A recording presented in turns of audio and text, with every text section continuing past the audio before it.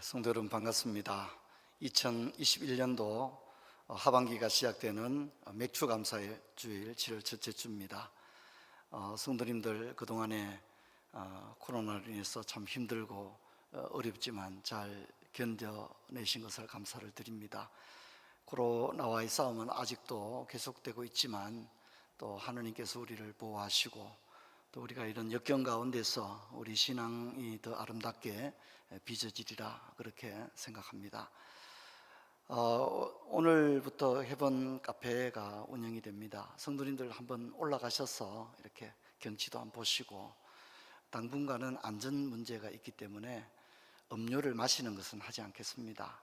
하지만 이제 담화를 나누실 때는 마스크를 꼼꼼하게 착용하시고 대화를 나누시고, 가실 때 커피를 주문해서 테이크아웃 할 수 있도록 그렇게 서비스가 됩니다.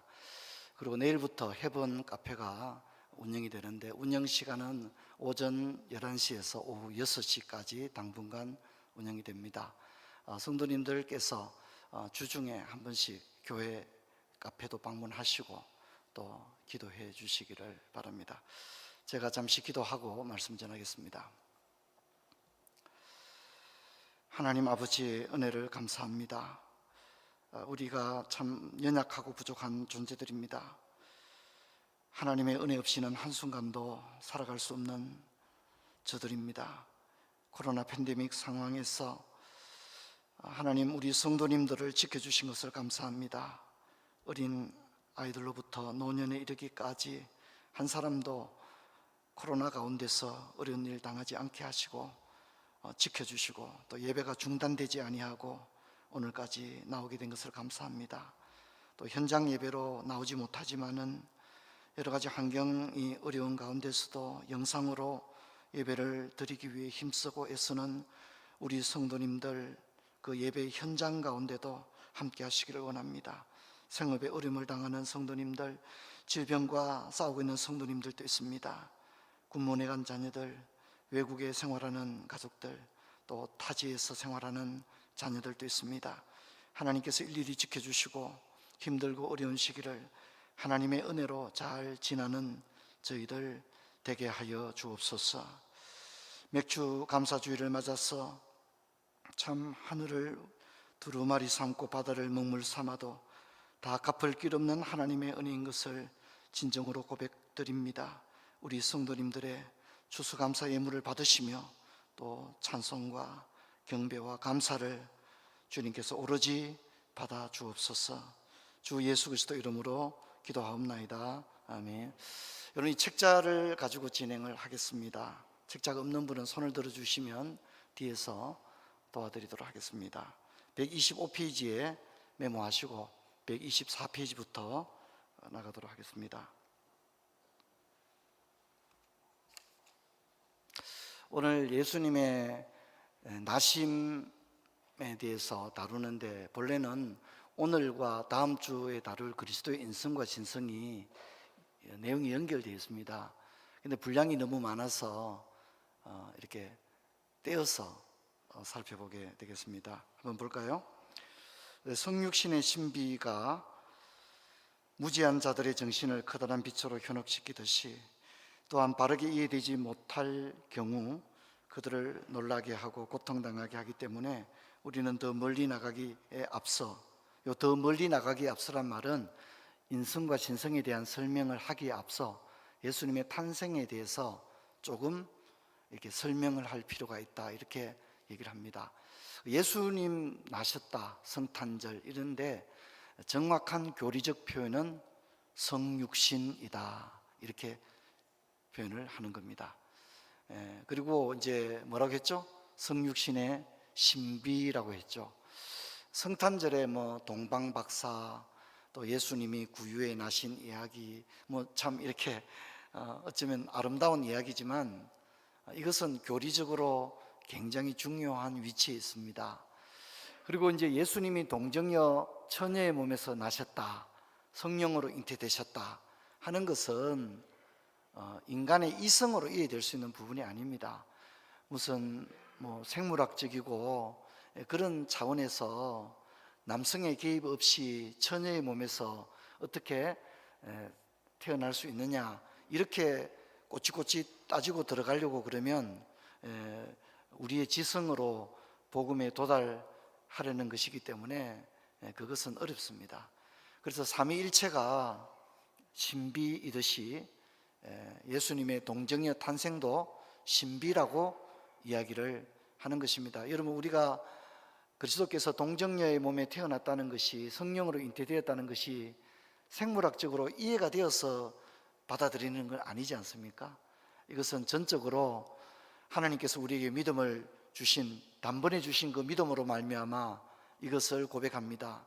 그래서 우리가 사도신경을 고백할 때 동정녀 마리아에게서 탄생하셨다, 이렇게 고백을 하는 것입니다. 여기 앉아 계신 어떤 분도 동정녀 탄생 내 머리로는 이해가 안 된다, 그래서 신앙에 걸림이 되는 사람은 제 생각에는 아무도 없다, 그렇게 생각이 되어집니다.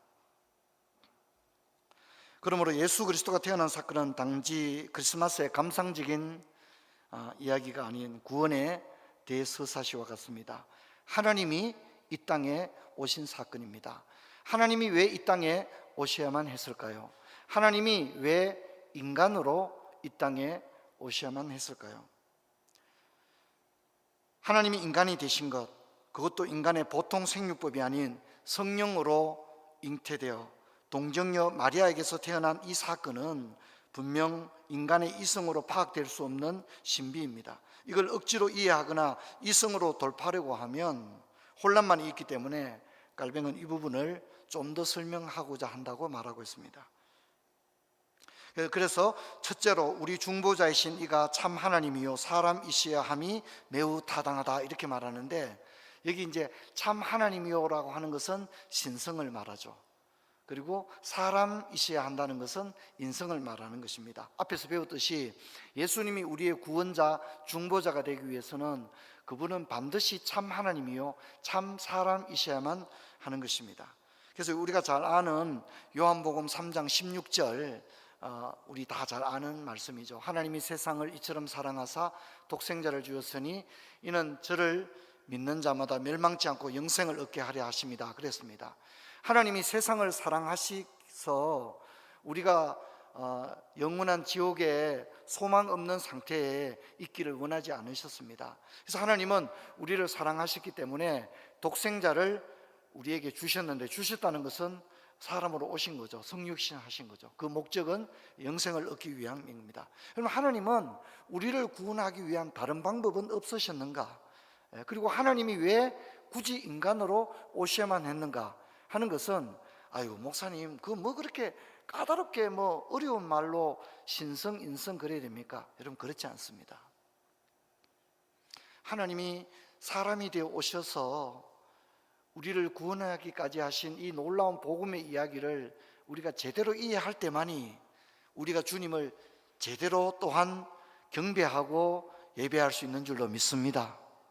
철없을 때는 세상이 그저 다 있는 것 같았지만, 저나 여러분도 결혼해서 자식을 놓고 부모님이 이제 연로하셔서 노년을 가까우게 되면 청년의 시대에 깨닫지 못했던 인생의 의미를 많이 깨닫지 않습니까?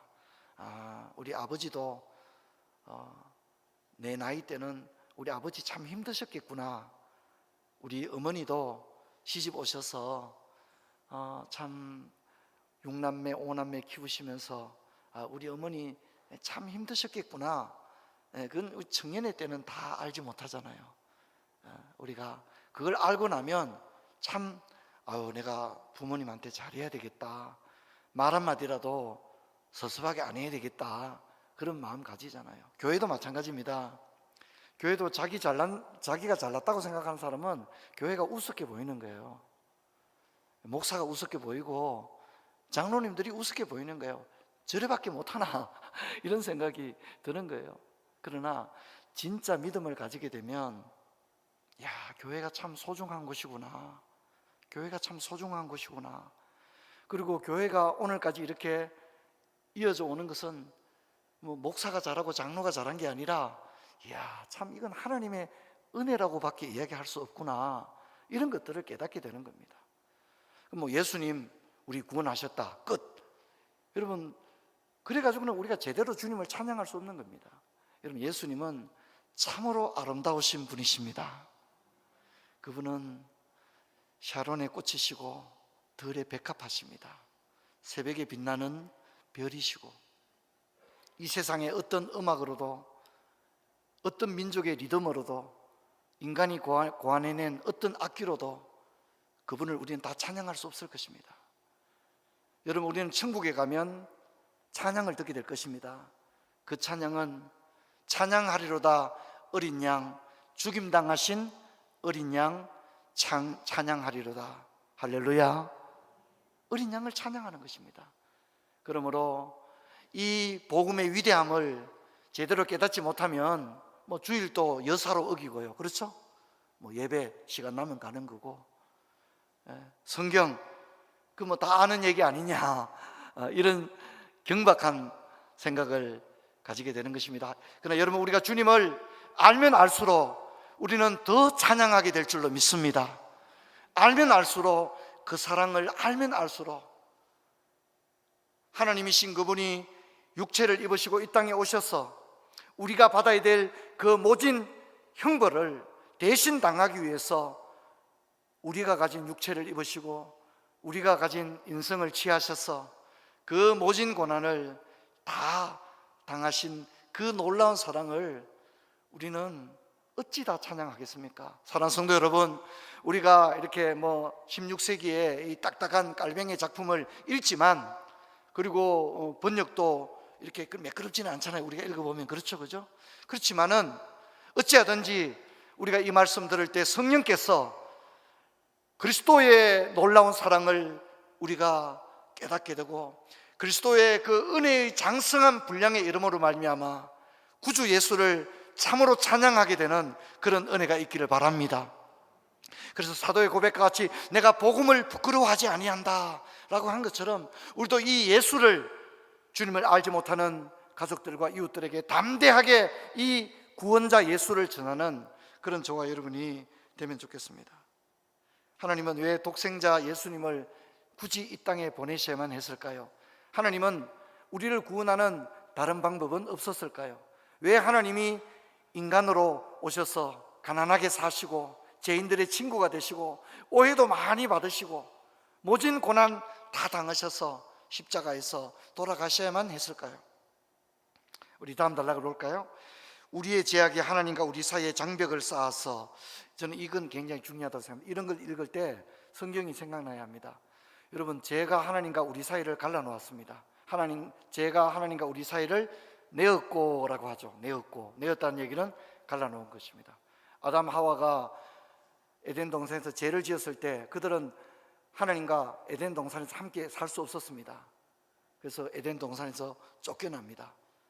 이것이 죄악이 하나님과 우리 사이에 벽을 쌓은 것입니다. 하나님과 우리 사이의 그 벽을 그리스도가 자기 육체로 허셨다는 것입니다. 장벽을 쌓아서 우리를 하나님 나라에서 멀어지게 하고, 그렇죠? 하나님에게서 돌아서게 했기 때문이다. 그래서 우리는 본질상 진노의 자녀가 되었고 소망이 없는 사람이 되었고 그리스도 밖에 사람이 되었던 것입니다. 그랬던 우리를 그리스도께서 자기 육체로 그 벽을 허시고 우리를 하나님과 하나 되게 했습니다. 그에게까지 올라가지 않고는 우리를 화해시킬 자가 아무도 없게 되었다. 하나님이 아니시고는, 그리고 하나님의 독생자가 아니시고는 인생 가운데서 우리와 하나님을 화목하게 할 수 있는 존재는 없는 것이다. 그렇게 이야기를 합니다. 계속 볼까요? 그런데 어떤 피조물이 그에게 이를 수 있었겠는가? 죄로 말미암아 하나님과 원수가 된 인간들을 하나님과 다시 에덴 동산의 그 평화와 같이 연결시켜 줄 수 있는, 매개체가 되어질 수 있는, 중보가 될 수 있는 그런 존재가, 어떤 피조물이 그런 자격을 갖춘 존재가 있겠는가? 없다는 거죠. 아담의 자녀 가운데 있었겠는가? 없죠. 아담의 자녀 가운데는 모두가 원죄를 지니고 태어났기 때문에 죄를 가진 존재는 자신이 죄인이면서 죄 없으신 하나님의 존전에 나갈 수도 없을 뿐더러 죄를 없애는 구원자, 중보자의 자격을 아담의 자녀 가운데서는 가질 수 없는 것입니다. 그래서 그들 모두는 그들의 첫 조상이 누구죠? 아담이죠. 아담이 하나님의 면전에 나오기가 두려웠다. 무슨 얘기죠? 아담이 선악과를 먹고 난 다음에 당당하게 하나님 앞에 나갔습니까? 두려워서 숨었습니까? 숨었죠. 그게 아담만 그런 게 아니고 우리도 마찬가지입니다. 우리도 죄인이기 때문에 우리가 하나님 앞에 당당하게 하나님 제가 여기 있습니다 그렇게 나갈 수도 없고, 감히 하나님의 이름을 부를 수도 없고, 기도도 할 수 없습니다. 근데 여러분, 우리가 하나님께 나갈 수 있게 된 것은 예수 그리스도 때문인 줄로 믿습니다. 그래서 우리가 하나님을 하나님이라 부르지 않고 뭐라 부르죠? 뭐라 부르죠? 하나님 아버지라고 부르는 거예요. 우리가 죄인이기 때문에 하나님을 하나님이라고 부를 수 있는 자격이 없어요. 그런데 우리가 그리스도 안에서 하나님의 자녀가 되는 권세를 가졌기 때문에 하나님을 하나님 아버지라고 부르는 거예요. 따라서 하나님 아버지, 그냥 하나님이라고 하는 거하고 하나님 아버지라고 하는 것은 하늘과 땅 차이입니다. 우리는 제약된 존재로서 하나님의 존전 앞에 나갈 수도 없을 뿐더러 감히 우리가 하나님의 이름을 부를 수도 없는 거예요. 그러나 그리스도 안에서 우리는 하나님의 자녀가 됨으로써 하나님을 아버지라 부르게 된 거예요. 그리고 기도도 우리 힘으로는 기도할 수 없어요. 그래서 예수 그리스도의 이름으로 기도하옵나이다 라고 하게 된 것입니다. 여러분, 우리가 이 자리에 나와 예배를 드리게 된 것도 예수 그리스도의 십자가 때문인 줄로 믿습니다. 구약에는 제사장만이 예배를 드렸습니다. 양을 잡아와서는 자기가 양을 잡아가지고 하나님께 나가지 못했습니다. 어떤 누구도 제사장 외에는 모두가 성전 뜰에 그냥 있어야만 했습니다. 제사장만이 주님 앞에 나갔습니다. 근데 여러분, 예수 그리스도가 십자가에 돌아가실 때 지성소와 성소를 가로막고 있던 휘장이 위로부터 아래로 찢어짐으로 말미암아 우리 모두가 제사장이 되어 예배의 자리에 나오게 되는 왕 같은 제사장이 되었습니다. 여기 왕 같은 제사장이라는 얘기는 우리가 제사장이 되었다는 얘기고, 제사장이라는 얘기는 우리가 예배자가 되었다는 걸 의미합니다. 예수 그리스도 때문에 우리는 예배자, 즉 제사장의 신분을 취하게 되었고, 예배를 드리는 이 감격적인 특권과 영광을 얻게 된 줄로 믿습니다. 근데 이것을 부담으로 생각하는 자는 참으로 어리석은 사람입니다. 교회 매주일 꼭 교회 가서 예배 드려야 되나? 제가 볼 때는 만약 우리가 그런 결론에 도달한다면 그것은 우리의 구원을 의심할 수밖에 없는 것입니다. 여러분, 우리가 세상에 믿지 않는 자들은 하나님을 알지도 못할 뿐더러 예배할 수도 없습니다. 우리가 하나님을 예배하게 된 것은 우리의 지식 때문이 아니요, 우리의 공로 때문이 아니라 예수 그리스도의 십자가의 공로 때문이고, 그분을 믿을 때 우리는 제사장이 되어서 우리가 이 자리에 나와서 하나님을 예배하게 되는 영광을 얻게 된 줄로 믿습니다. 그래서 예수님은 참으로 예배하는 자를 찾는다고 했습니다. 그리고 신령과 진정으로 예배할 때가 온다고 했습니다. 여러분, 우리가 인간이 할 수 있는 최상의 가치 있는 일은 우리가 이 시간에 하나님 앞에 나와 찬송하고 예배하는 이 예배보다 더 중요한 일이 어디에 있겠습니까? 지금 이 시간에 인간이 할 수 있는 가장 가치 있고 보람된 일은 우리가 하나님의 앞에 나와 형제자매들과 함께 하나님을 예배하는 일보다 더 가치 있는 일은 없는 줄로 믿습니다. 우리는 어떤 경우에도 예배를 게을리하거나 포기해서는 안 됩니다. 하지만 그리스도를 아는 지식이 미약한 자들은 예배를 종교적 부담 정도로 생각하고, 시간이 날 때 하나님을 예배하는 정도로 생각하는 자는 참으로 그리스도와 그의 복음을 완전히 아는 지식 가운데 이르렀다 할 수 없는 것입니다. 저와 여러분의 신앙이 시간이 지나면 지날수록 그리스도를 알아가는 지식에 더 풍성해지고, 우리의 예배가 하나님이 받으실 만한 아름다운 예배가 되기를 주의 이름으로 축원합니다.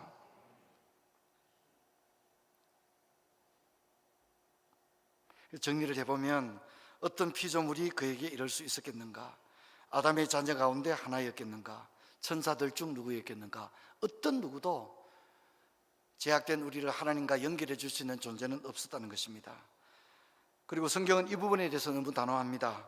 어떤 구원자도 없다.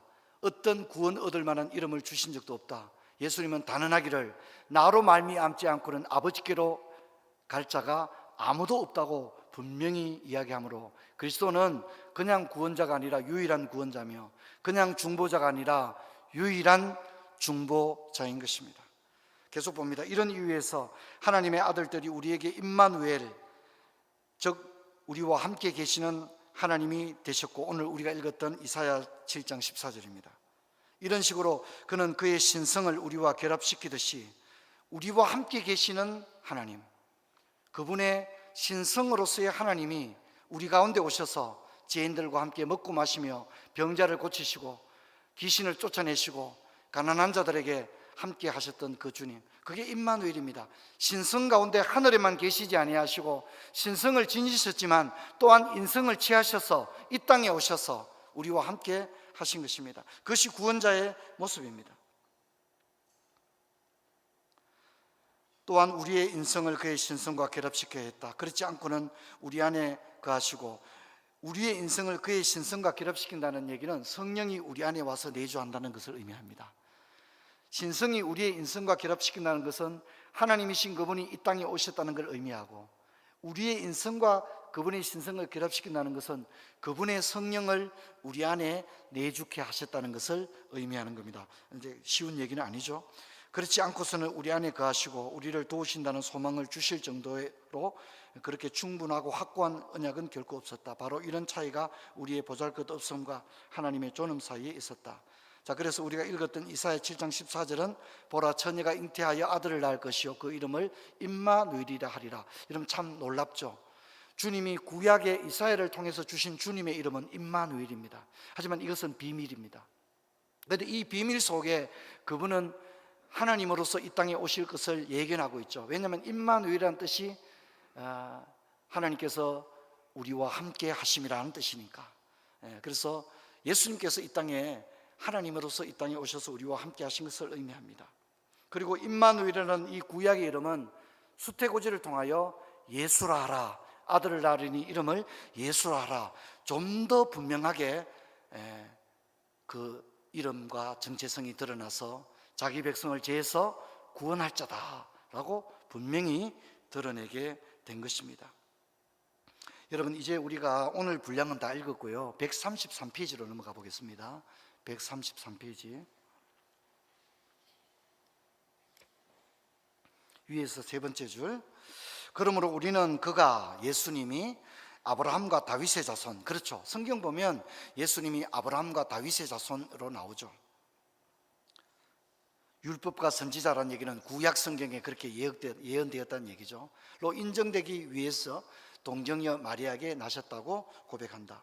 그래서 우리가 구약 성경을 보면 예수님의 탄생을 예언합니다. 처녀의 몸에 나실 것이다. 유대 땅 베들레헴에 태어나시게 될 것이다. 이런 것들이 구약 성경에 예언되어 있는 것을 우리가 볼 수가 있습니다.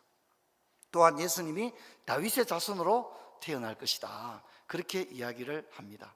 그래서 예수님은 구약 성경의 말씀을 그대로 성취하는 그런 모습으로 우리 가운데 있게 되는데, 이 사실은 두 가지의 영적 유익을 준다, 그렇게 이야기합니다.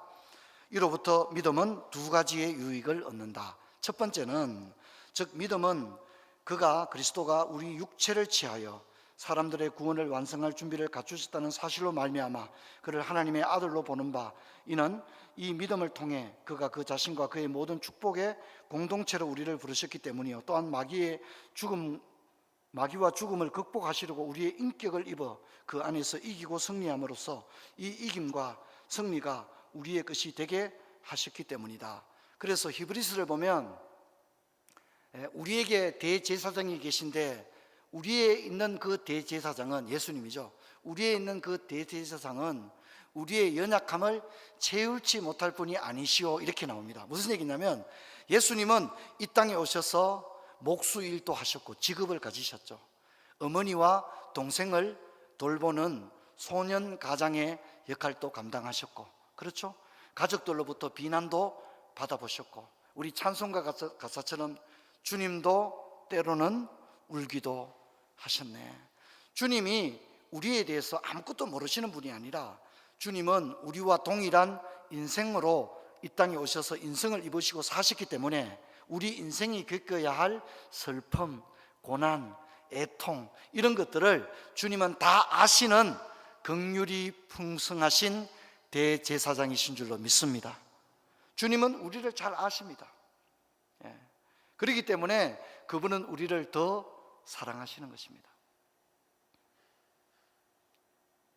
그래서 오늘 우리가 읽은 이 텍스트를 보면 우리 육체를 취하여 우리 인격을 입어, 그렇게 얘기합니다. 그래서 그분은 그냥 하늘나라에서 사인 이렇게 도장 찍어주고 우리를 구원한 게 아니라 우리를 구원하기 위해서 우리와 동일한 육체를 입으시고 동일한 인성을 취하셔서 이 땅에 오셔서 사람들과 같이 되셨고 사람의 모양으로 나셨고 우리와 동일한 인생을 사셨기에 우리의 구원자로서의 조건을 가지고 계십니다. 또한 그분이 육체를 취하시고 인성을 입으신 것은 우리가 영원히 지옥에 갈 수밖에 없는 죄의 형벌을 그분이 대신 당하기 위해서 그분이 우리가 받아야 될 형벌을 받을 우리와 동일한 육체를 취하셔서 우리가 받아야 될 그 고난을 그 몸에 대신 다 지셨다는 것입니다. 형언할 수 없는 고통을 다 지었습니다. 가난한 생애를 사셨고요, 가족들로부터 비난을 받았고 많은 사람들로부터 먹기를 탐하는 자요 귀신 들린 자라고 하는 그런 오해를 받으셔야 했습니다. 배신도 당하셨습니다. 제자들은 예수님을 버리고 다 뿔뿔이 흩어졌습니다. 빌라도의 법정에서 사람들은 예수를 못 박으라고 함께 소리 높여 외쳤습니다. 하지만 예수님은 도수장으로 끌려가는 어린 양처럼 그 입을 열지 아니하시고 우리가 져야 될 그 모든 형벌과 질고를 대신 지시고 십자가에서 그 피와 물을 다 쏟으셔서 우리를 구원으로 이끌게 하신 줄로 믿습니다. 이 놀라운 은혜를 우리가 찬양할 수밖에 없는 겁니다. 그래서 우리가 잘 아는 대로 빌립보서 2장 6절로 8절 우리 같이 읽겠습니다. 그는 근본 하나님의 본체시나 하나님과 동등됨을 취할 것으로 여기지 아니하시고 오히려 자기를 비워 종의 형체를 가지사 사람들과 같이 되셨고 사람의 모양으로 나타나사 자기를 낮추시고 죽기까지 복종하셨으니 곧 십자가에 죽으십니다. 그렇게 이야기합니다. 여러분, 이것이 기독교의 정신입니다. 그리스도는 우리를 구원하기 위해서 하늘에서 이 땅에 내려오셨습니다. 그리스도는 비하의 신분을 취하셨습니다. 하나님이 사람이 되셨고 사람의 모양으로 나타났습니다. 이것이 기독교의 정신입니다. 모든 그리스도인은 그리스도에서 낮아지심과 같이 낮아져야 합니다. 예수 그리스도의 나라는 겸손의 나라입니다. 낮아지는 자가 높아지고 높아지는 자는 낮아지는 나라가 하나님의 나라입니다. 그러므로 저와 여러분은 그리스도에게서 배우는 사람이 되기를 주의 이름으로 축원합니다. 교회에 와서도 안 좋은 거 배울 수 있어요. 교회에 와서도 인간적인 걸 배울 수 있어요. 교회에 와서도 신앙이 후퇴하고 퇴보하고 여러분 교회 안에서도 타락할 수가 있어요. 우리가 매우 종교적인 분위기 안에서 종교적인 음악을 부르고 종교적인 직분을 가지고 우리가 마치 거룩한 사람처럼 보이지만 우리 속에는 끝없는 욕망과 교만이 꿈틀거리고 있습니다. 그러므로 여러분 교회는 결코 안전지대가 아닙니다. 교회에서도 이상한 사람 되는 것은 시간 문제입니다. 자기 자신을 쳐서 그리스도께 철저히 복종하고 그리스도를 닮기 위하여 그리스도의 인격과 그분의 생애를 통하여 배우기를 원하며 그분이 가신 좁은 길을 따라 나서기로 분연히 결단하지 않으면 그저 교회에 다닐 뿐이지 우리는 굉장히 세속적인 사람이 될 수 있다는 사실을 잊지 말아야 합니다. 베드로는 자신만만했죠. 12제자 중에 나 같은 사람이 있겠는가? 베드로는 그런 생각을 했습니다. 주여, 다른 사람이 다 주를 버릴지라도 나는 주님을 버리지 않겠습니다. 그렇게 얘기했습니다. 하지만 예수님은 그런 베드로에게 베드로야, 네가 닭 울기 전에 나를 3번 부인하게 될 것이다. 그리고 마귀가 너를 넘어뜨리려고 밀을 까부르듯이 너를 청구하고 있다. 네가 시험에 들지 않도록 내가 너를 위해 기도했다고 말하고, 주님은 이 세상을 떠나 성천하실 때 제자들에게 뭐라고 말하죠? 시험에 들지 않도록 깨어 기도하라. 예루살렘을 떠나지 말고 아버지 약속하신 성령을 기다리라, 그렇게 이야기했습니다. 저나 여러분도 섰다고 생각하는 순간 넘어질 일만 남았다는 것을 잊지 마시고, 여러분 주님 앞에 늘 두렵고 떨림으로 깨어서 기도하고 자기를 돌아보고 주님 앞에 부끄럽지 않은 인생을 살 수 있도록 힘쓰는 저와 여러분 되기를 주의 이름으로 축원합니다. 두 번째는요, 이라고 나와 있죠. 다른 열매는 예수 그리스도의 계보가 다윗과 아브라함까지 열거된 사실로부터, 그렇죠, 마태복음 1장의 족보를 보면 그렇게 나와 있습니다. 우리 구원자께서 오래전에 하나님에 의해 예언된 분 메시아라는 매우 큰 확신을 갖게 된다. 그렇죠, 성경에 예언된 대로 오신 메시아가 바로 그리스도라는 것을 알게 됩니다. 계속 보겠습니다. 계속해서 그가 성령으로 잉태되셨다고 기록된다. 왜냐하면 타인을 깨끗하게 하기 위해 보냄을 받은 이가, 즉 중보자가 되고 구원자가 되실 그분이 불결하고 오염된 기원을 갖는다는 것은 결코 어울리지 않기 때문이다. 그래서 예수님은 탄생도 인간의 탄생처럼 보통 생육법으로 태어나면 안 됩니다. 왜냐하면 그러면 원죄를 가진 채 태어나게 되지 않습니까? 그래서 성령으로 잉태되어 동정녀 처녀의 몸에서 나시게 된 것입니다. 따라서 하나님은 본질이 그의 거처로 택한 인간의 몸이 사람들의 보편적 타락으로, 보편적 타락은 원죄를 말합니다, 더럽혀졌다는 것은 이치에 맞지 않는다. 그러므로 성령이 이곳에 활동하여, 이곳은 뭡니까? 처녀의 몸에, 동정녀의 몸에 활동하여 우리가 이해할 수 없는 그의 놀라운 능력으로, 성령의 능력이 덮으시리니, 그렇게 하죠. 통상적인 자연법을 극복한 것이다. 보통 생육법이 아닌 특별한 방법으로 탄생하게 한 겁니다. 그는 예수 그리스도가 어떤 흠이나 육체적 오염으로 얼룩지지 않게 하여 완전한 거룩함과 순결함으로 태어나게 했다. 그래야만이 구원자와 중보자의 자격이 있기 때문입니다. 그러므로 이를 통해 믿음이 배우는 것은 예수 그리스도 안에 모든 거룩함을 확실히 추구하고 그것을 오직 그분 안에서 추구하는 일이다. 왜냐하면 그분만이 수태 당시 인간의 타락, 이건 원죄입니다, 원죄에서 면제되었기 때문이다. 그래서 성경이 뭐랍니까? 그는 육체를 입고 태어나셨지만 죄는 없으신 분이다고 이야기하는 것입니다. 예수님이 성령으로 잉태되시고 동정녀의 몸에 나신 것은 그가 원죄나 타락이나 오염으로부터 거룩함을 잃지 않았다는 것을 보여줍니다. 그분은 우리 구원자가 되시기에 보통 생육법이 아닌 성령으로 잉태되신 것입니다. 우리가 이런 내용을 알고 성경을 읽으면 우리의 완전한 구원자이신 예수님에 대해 찬양할 수밖에 없고 우리 구원에 대해 감사와 확신을 가지게 되는 것입니다. 예수님의 수태는 이와 같이 성령께서 동정녀 마리아의 태에서 일으킨 초자연적인 기적이었습니다. 마리아의 그리스도의 수태는 물질에 의해서가 아닌 성령의 능력으로, 생식이 아닌 명령과 축복으로 일어났습니다. 그러므로 우리의 구원자요 중보자이신 그리스도는 죄 없으신 완전한 구원자로 오시기 위해 남성의 동력 없이 오로지 동정녀로부터 성령에 의해 수태되고 출생되었습니다. 그러므로 통상적인 출생의 보통 생육법이 아닌 출생을 통해 구원자로 이 땅에 오셨습니다. 폴라누스라고 하는 유명한 신학자가 그리스도가 남성의 개입 없이 오로지 동정녀에게서 태어난 인간이 되어야 했던 이유를 3가지를 정리했습니다. 첫 번째는 그는 완전히 무죄해야 했기 때문에 요한복음 3장 6절대로 육으로 난 것은 육이요 육은 무익하니라 그랬습니다. 예수님이 요셉과 마리아 사이에서 태어났다면 그는 육이 되고 육은 무익할 수밖에 없고 구원자의 자격을 상실하는 것입니다. 원죄 없이 태어나야 했기에 동정녀 탄생으로 난 것입니다.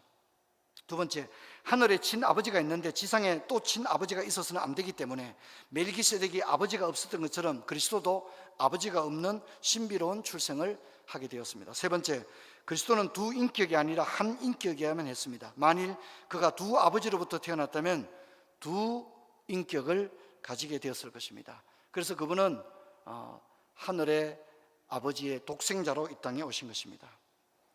여러분, 그리스도의 나심 성육신은 신비입니다. 은혜이며 복음입니다. 또한 사랑이며 겸손이며 순종입니다. 한번 따라합시다. 사랑, 겸손, 순종.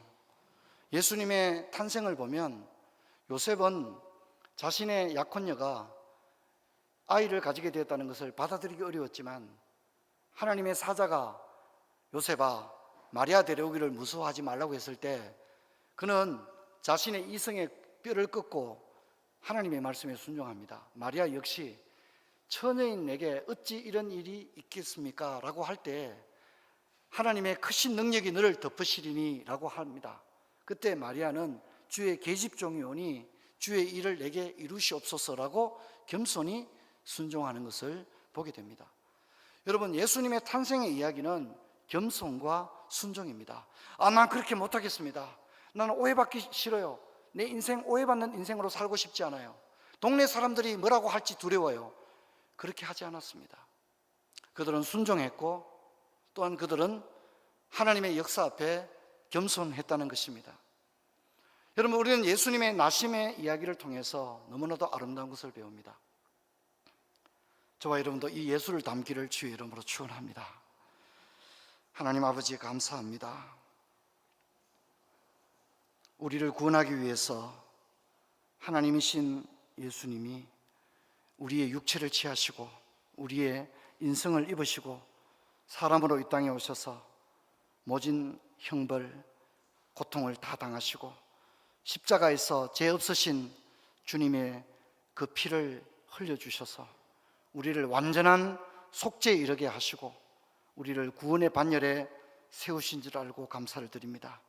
세상지를 지고 가는 하나님의 어린 양, 이 예수를 우리 평생에 찬양하며 이 예수의 복음을 알지 못하는 자들에게 전가하는 부활의 정인의 사명을 다하는 저들 되게 하시고 그리스도의 나심을 통해 깨달았던 사랑, 겸손, 순종의 모습을 배우며 실천하는 저희 모두가 되게 하여 주옵소서.